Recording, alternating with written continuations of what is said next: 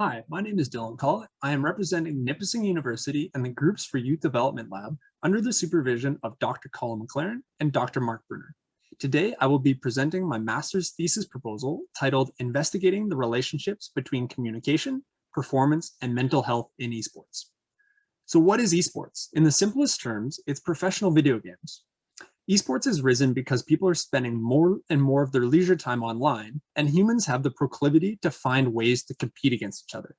This has resulted in 165 million people participating monthly, which includes fans, players, coaches, and support staff. And this has resulted in esports becoming a $138 billion industry and predicted to be $180 billion by 2021, although that's likely more due to COVID. So because there's such a large player pool to draw from, and there's a significant financial incentive, playing well during competition is critical. Finding ways to make you and your team more effective is imperative. The most elite teams are businesses, just like the LA Lakers. If LeBron stops scoring, he gets put on the bench.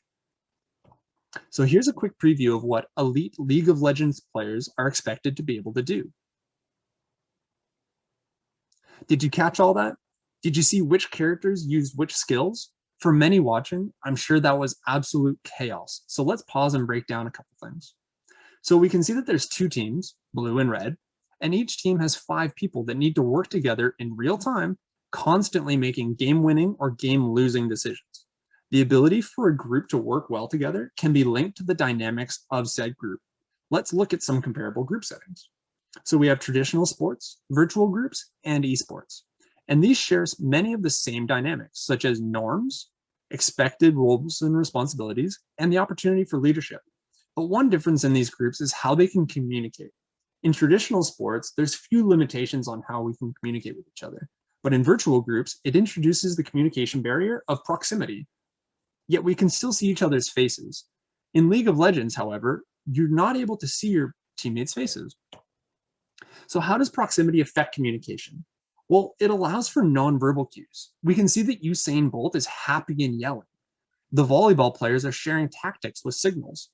So by limiting nonverbal communication, then there must be a large emphasis placed on the verbal communication for League of Legends players.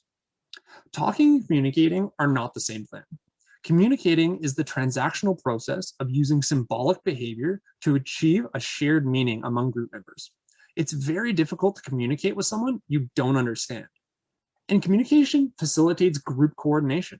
If multiple group members understand each other and what the end goal is, then they can work together to achieve said goal. And lastly, communication allows us to base decisions off of a larger pool of information than just yourself. So let's look at communication structure in a group. Firstly, we have the individual, which is how often you send and receive messages. And then at the team level, so who talks to who? We know from previous literature that effective communication positively impacts traditional sports teams, but in the new context of esports, which introduces new barriers to communication, it's important to understand just how much of an impact it can have on performance. We also know from previous literature that communication in a group can have an impact on an individual's mental health, and so I'll also be looking at that.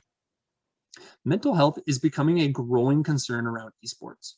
Many high-level players, like the 3 shared here, have spoken about their personal struggles with it. This can stem from high levels of screen time and low activities, as some players are obligated to stream or practice for 12 hours a day.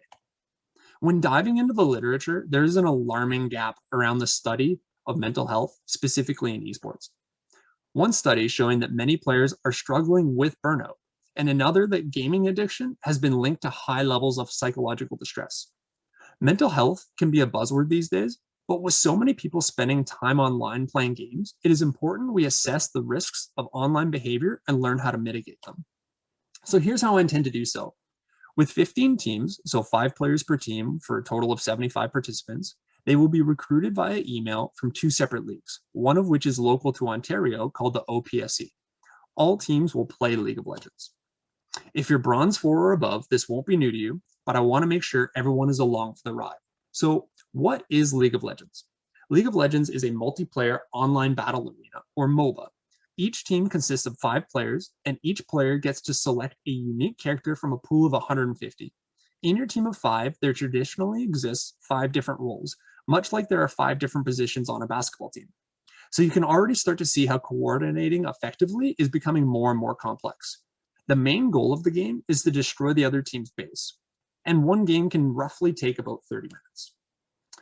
So the procedures for T1 and T2 will be identical. Each player will be asked to fill out a 10-minute questionnaire via Qualtrics pertaining to performance and mental health.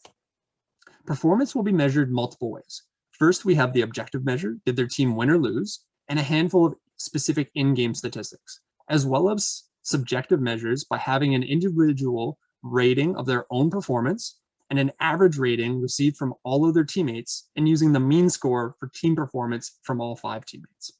A player can perform well, but the team can still lose, and therefore it is important to measure at both the individual and team level of performance.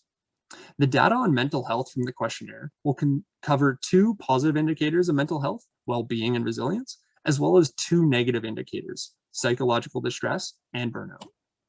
At T1 and T2, teams will also be asked to play 2 exhibition games each month against teams from their respective leagues.